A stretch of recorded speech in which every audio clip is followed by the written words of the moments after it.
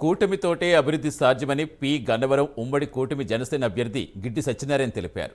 YCP నుంచి గిడ్డి సత్యనారాయణ సమక్షంలో TDP Janasena నాయకులు గంధం పల్లంరాజు, నల్ల అజయ్ ఆధ్వర్యంలో 200 మందికి పైగా వైసీపీ కార్యకర్తలు కూటమిలో చేరారు.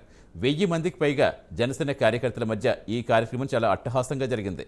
రాక్షస పాలన చూస్తాం, ఇక రామపాలన చూద్దామని నినాదంతో వైసీపీ నదిని కూటమిలో చేరామని కార్యకర్తలు తెలిపారు.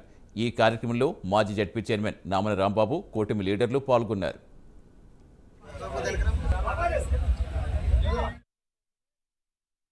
జనసేన టీడీపీ బీజేపీ కూటమికి రావడం జరుగుతుంది.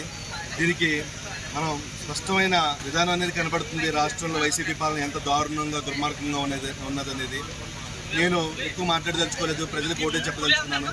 మీకు మాట్లాడే స్వేచ్ఛ కావాలన్నా, మీ భూములు మీ తాతలు తండ్రులు మీరు కష్టించి సంపాదించిన భూములు మీ పేరు మీద ఉండాలన్నా, ప్రకృతిని నాశనం అవ్వకుండా కాపాడుకోవాలన్నా, లేకపోతే మీకు సరైన విద్య, ఉద్యోగం, ఉపాధి, వైద్యం కావాలనుకుంటే ఎన్డీఏ కూటమికి ఓటేసి 175 నియోజకవర్గాల్లో కూడా అభ్యర్థులను గెలిపించాలని, అలాగే 25 పార్లమెంటరీ అభ్యర్థుల్ని గెలిపించుకోవాలని, ఒక్కసారి రాష్ట్రంలో జరుగుతున్న పరిణామాలని ప్రతి ఒక్కరు జాతి, కుల, మత విభేదాలన్నీ పక్కన పెట్టి మంచి పరిపాలన, మంచి మానవత్వం కలిగిన వ్యక్తులను ఎన్నుకోవాలని ఈ సభాముఖంగా తెలియజేసుకుంటూ, మాకు ఈవేళ ఈ గన్నవరం నియోజకవర్గంలో పెద్దకాపు గారు, అలాగే మా శేఖర్ గారు ఇంతటి మంచి కార్యక్రమాన్ని, సుమారు 1000 మందికి పైగా కార్యక్రమాన్ని మొబిలైజ్ చేసి ఏర్పాటు చేసి వారి యొక్క సహకారాన్ని అందించినందుకు, అలాగే ఎక్స్ జడ్పీ చైర్మన్ మన నామన రాంబాబు గారికి, గంధం పల్లంరాజు గారికి,